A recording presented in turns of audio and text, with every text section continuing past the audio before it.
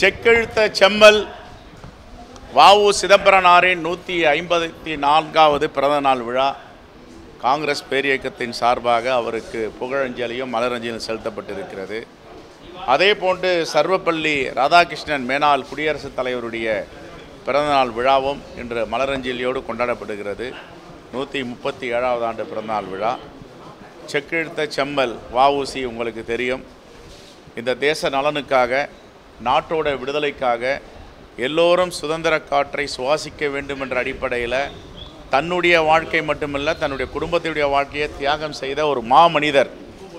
பிரிட்டிஷ்காரர் பீரியடில் அவர் சுதந்திர போராட்டத்திற்காக போராடிய வரலாறுகள் எல்லாம் இந்த தலைமுறை மீண்டும் மீண்டும் மீண்டும் படிக்க வேண்டும்.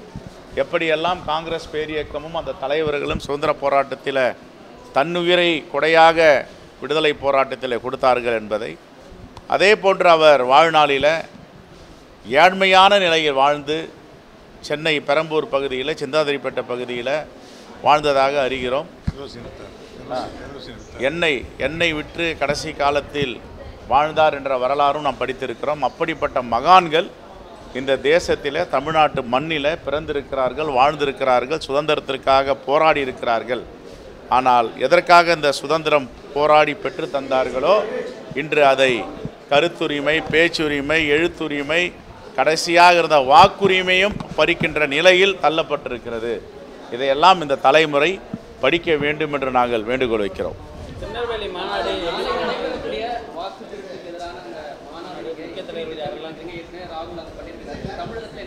நாளை மறுநாள் ஒரு மிகப்பெரிய பிரம்மாண்டமான வாக்கு திருட்டு, வாக்கு அதிகாரம் மாநில மாநாடு காங்கிரஸ் பேரியக்கம் நடத்துகிறது.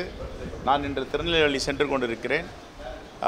அங்கே எங்களுடைய சட்டமன்ற உறுப்பினர்கள், நாடாளுமன்ற உறுப்பினர்கள், கட்சியுடைய முக்கிய தலைவர் பெருமக்கள் எல்லாம் பணியாற்றி கொண்டிருக்கிறார்கள். அங்கே தலைவர்கள், அகில இந்திய தலைவர்களும் தமிழ்நாட்டை சார்ந்தவர்களும் உரையாற்ற இருக்கிறார்கள். இந்த மாநாடு என்பது தமிழ்நாட்டில் மிகவும் ஒரு திருப்புப்பனை மாநாடாக அமையும்.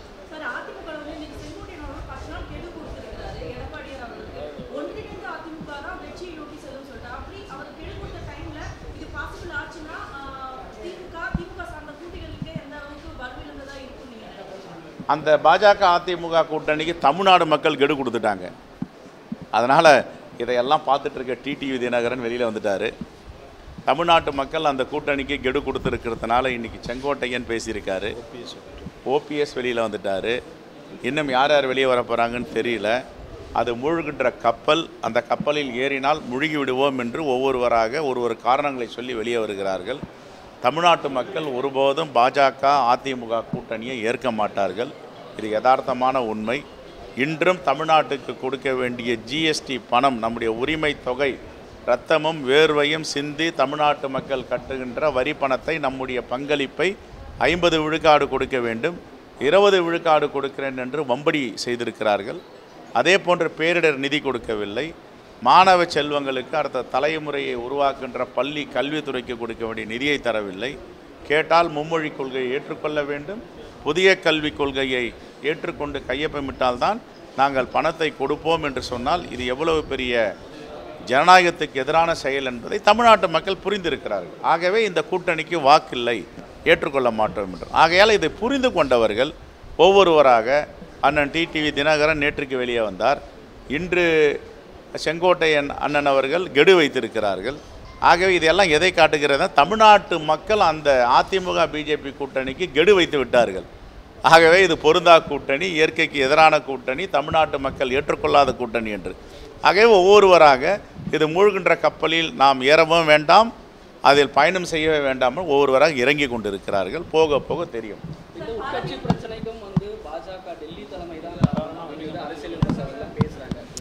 பாஜக எங்கே உறவாடுறாங்களோ உறவாடி கெடுக்கும் ஒரு கட்சி தான் பாஜக. அதுக்கு பல முன்னுதாரணங்கள் இருக்குது. நீங்கள் சந்திரபாபு நாயுடு கிட்ட கடந்த காலங்களில் கூட்டணி இருக்கும்போது அவங்களுடைய நாடாளுமன்ற உறுப்பினர்கள், மாநிலங்களவை உறுப்பினர்கள் ரைடு பண்ணி சார்ஜ் ஷீட் லெவலுக்கு போயிட்டு அதுக்கப்புறம் கட்சியில் சேர்ந்த ரமேஷ் சௌத்ரி நாடாளுமன்ற உறுப்பினர் பேர் நினைவு இருக்குது. இவங்கெல்லாம் பாஜகவில் சேர்ந்த உடனே அவங்க வாஷிங் மிஷினில் போட்டு வெண்மையாக்கி புனிதவன்களாக கங்கையில் குளிக்க வச்சு சேர்த்துட்டாங்க. வழக்குகளே கிடையாது. அந்த கட்சியை உடைச்சாங்க.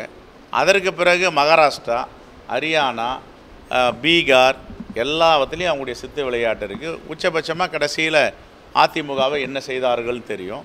இப்போ என்ன செய்ய போகிறாள்னு தெரியும். எல்லோருக்கும் தெரியும். ஆகவே வீழ்த்து கொள்ள வேண்டும். வீழ்த்து கொண்டவர்கள் பிழைத்து கொள்ளுவார்கள். வீழ்த்து கொள்ளவில்லை என்றால் அரசியலில் பிழைக்க மாட்டார்கள். ஆகவே வீழ்த்து கொள்ள வேண்டும் பாஜகவிடம் என்றது தான் எங்களுடைய வேண்டுகோள். அமெரிக்க அரசு 50% இந்திய மக்கள் மீது இந்திய பொருட்கள் வரி விதிப்பால தமிழகத்திலே வந்து பெரும்பாலான பாதிப்பு இருக்கு. மத்திய அரசு ஒரு புறம் அழுத்தம் கொடுக்கணும், நடவடிக்கை எடுக்கணும் அப்படின்றது ஒரு புறம் இருந்தாலுமே காங்கிரஸ் கட்சி இதை வலிமையாக எதிர்க்கணும். என்ன நடவடிக்கை எடுக்க இருக்கிறாங்க? இல்லை, இவங்க அமெரிக்காவுக்கும் இந்தியாவுக்கும் என்ன பிரச்சனை? 50 விழுக்காடு ட்ரம்ப் என்ன சொன்னார்? நீ ரஷ்யாவோட எண்ணெய் வாங்கக்கூடாது, ரஷ்யாவோட நீ கச்சா ஆயில் வாங்கினீங்கன்னா நான் வரி விதிப்பேன், ட்ரேட் அக்ரிமெண்ட்டை நீ மீறுறேன்னு சொன்னார். ஆனால் இவங்க என்ன சொல்கிறாங்க? ரஷ்யாவில் மலிவாக கிடைக்கிது வாங்குறேன்னாங்க. ரஷ்யாவில் மலிவாக கிடைக்கிது கச்சா எண்ணெய் வாங்குறோம். அது யாருக்காக வாங்கினீங்க? அரசுக்காகவா அம்பானிக்காகவா? அம்பானிக்கு மிகவும் மலிவாக வாங்கி தரீங்க. சரி, அம்பானியுடைய ஜாம்நகரில் இருக்க ரெஃபைனரி ஆயிலுடைய சென்ட்ரலில் இருந்து ஏதாவது விலை கம்மியாக விற்கிறாரா இந்திய மக்களுக்கு? 20 ரூபா குறைச்சிருக்காரா? மலிவான விலையில் வாங்குறோம், ஒரு லிட்டருக்கு 20 ரூபா 30 ரூபா குறைச்சிருக்கணும். அப்போ மலிவுன்னா என்ன மலிவு? அது யாருக்கான மலிவு? அப்போ இந்திய மக்கள் இப்பொழுது கரூர் மாவட்டம், கோயம்புத்தூர், நாமக்கல், திருப்பூர் எல்லாம் பின்னலாடை தொழில்கள் சுத்தமாக நடிஞ்சு போச்சு. ஏற்கனவே எம்எஸ்எம்இயை க்ளோஸ் பண்ணிட்டாங்க. இப்போ இந்த வரி விதிப்பு மூலமா ஏற்றுமதி தடைபடுது. குறிப்பாக இன்றைக்கி தூத்துக்குடி துறைமுகம், சென்னை துறைமுகம், காட்டுப்பள்ளி துறைமுகம்லாம் ஏற்றுமதி வந்து ரொம்ப மந்தமாக இருக்குது. கண்டெய்னர்லாம் சரியாக ஏறுறதில்லைன்றாங்க. நாங்கள் அப்போவே சொன்னோம் 40 விழுக்காடு ஜிஎஸ்டி நம்முடைய நாட்டுக்கு பொருந்தாதது, யூரோப்பியர்களுக்கு பொருந்தும், ஐரோப்பியர்களுக்கு பொருந்தோம். இல்லை 40 விழுக்காடை நான் கொண்டாடுவேன். நாங்கள் இப்போ என்ன பண்ணாங்க? மக்களிடம் கடன் சுமை ஏறி போச்சு,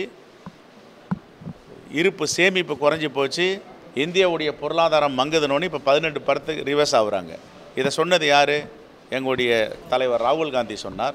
மேனாள் நிதியமைச்சர் திரு ப. சிதம்பரம் அவர்கள் சொன்னார்கள். அப்போ நீங்கள் கேட்கல. இப்போ வந்து 18 விழுக்காடு தீபாவளி பரிசு கொடுக்க போகிறோன்றீங்க. அப்போ காங்கிரஸ் இந்த மக்கள் மீது 10 ஆண்டுகளுக்கு பிறகு ஆபத்து வரும் என்றால் அது முன்னே கண்காணித்து கணிச்சு சொல்கிற ஒரு மாபெரும் இயக்கம் தான் காங்கிரஸ். அதனுடைய தலைவர் தான் ராகுல் காந்தி.